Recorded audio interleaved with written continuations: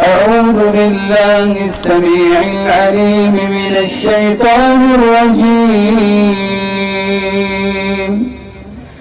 بسم الله الرحمن الرحيم. Another common argument which I've heard is the ayah in Surah Nahl which mentions that we have sent down this book as a tibyan li kulli shay, which contains everything within it of guidance and mercy, and good tidings for those who submit truth. So they usually use this as evidence to say that the Quran contains everything that you need, so there's no need to go outside of the Quran. And another verse which I think is probably clearer in this regard is مَا فَرَّطْنَا فِي الْكِتَابِ مِنْ شَيْءٍ, that we haven't left out anything in this book. Now first and foremost, this ayah مَا فَرَّطْنَا فِي الْكِتَابِ مِنْ شَيْءٍ, what is meant by the kitab? Is it talking about the Quran or is it talking about Lawh al-Mahfuz? So there's a difference of opinion here, number one. Number two, we already know from the Quranic discourses and from the Hadith discourses, but even if they don't want to take the Hadith discourses, right, that sometimes you can have what is referred to as al-am alladhi yurid or yurad bihi al-khas, or the thing which is generic in its description, which means something specific. So that's another thing, like tudammiru kulla shay bi amri rabbiha, you know, that the wind destroys everything with the command of Allah. You know, it's an usuli example, everyone uses it. So when you see kull and all these kind of generic terms, it doesn't mean every single thing. That's why a lot of scholars, when this verse, مَا فَرَّطْنَا فِي الْكِتَابِ مِنْ شَيْءٍ, we haven't left out anything from this book, they say مِنْ الْأَشْيَاءِ الْمُجْمَلَةِ, or the things which are generic, not the specific things.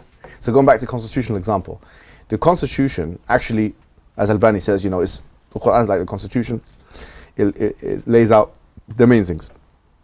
But then you've got the subsidiary things, which are, you know, because think about it. If you understood this verse on prima facie value, then there would be a contradiction with the reality, because Quran doesn't have physics in there, doesn't have quantum mechanics, doesn't have medicine. So we haven't left out anything in this book. Okay, there's no zoology in there. Oh, therefore the Quran is wrong. Then, if you understand that verse like that, then you've misunderstood the Quran.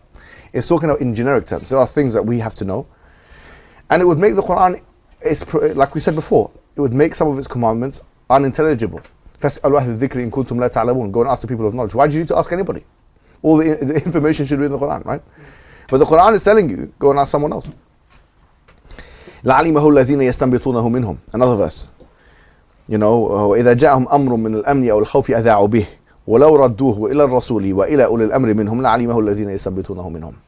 You know, that there are people that can do istinbat, which is basically a kind of exegesis or hermeneutical approach where you bringing out the commandments in the Quran.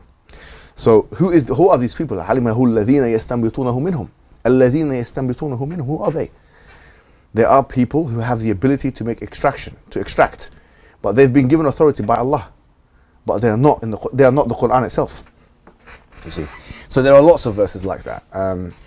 الصالحين لعين الناظرين الصالحين يراها الناس جوهرة وتبقى كلؤلؤة بعين الناظرين ولم تبرز مفاتنها بيوم لأن النار مثوى الخاسرين لأن النار مثوى الخاسرين وقدوتها رسول الله دوما وتحذو حذو أم المؤمنين فحق لمثلها ألا تبادي إذا انتقدوا هداها الناقصين إذا انتقدوا هداها الناقصين.